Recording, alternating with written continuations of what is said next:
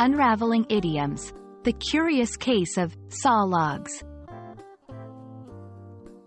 Hello, language enthusiasts. Welcome to our fun and informative journey into the world of English idioms. Today, we're diving into the intriguing phrase, saw logs. Whether you're an English learner or just curious about quirky expressions, this video is for you. Let's decode what it means and how you can use it in everyday conversation. The idiom, saw logs, is a playful way of saying that someone is sleeping deeply and snoring loudly. The phrase paints a vivid picture. Imagine the sound of a saw moving back and forth through a log, which resembles the sound of loud snoring. It's a metaphor that links the familiar sound of snoring with the sound of sawing wood.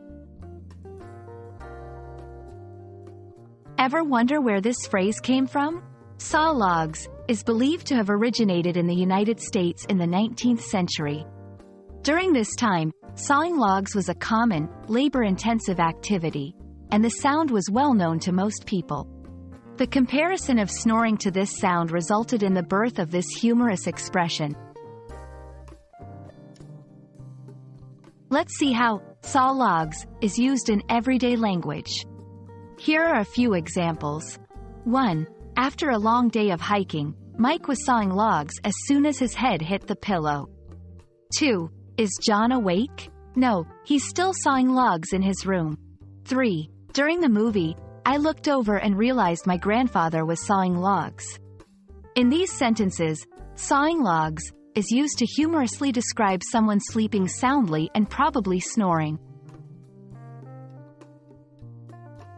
Like many idioms, saw logs can appear in different forms.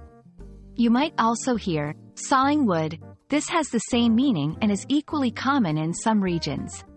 Log sawing, a less common variation but still understandable in context. Remember, the use of these variations depends on the speaker's preference and regional differences. And there we have it. Now you know all about the phrase, saw logs, a colorful way to describe deep sleep and loud snoring.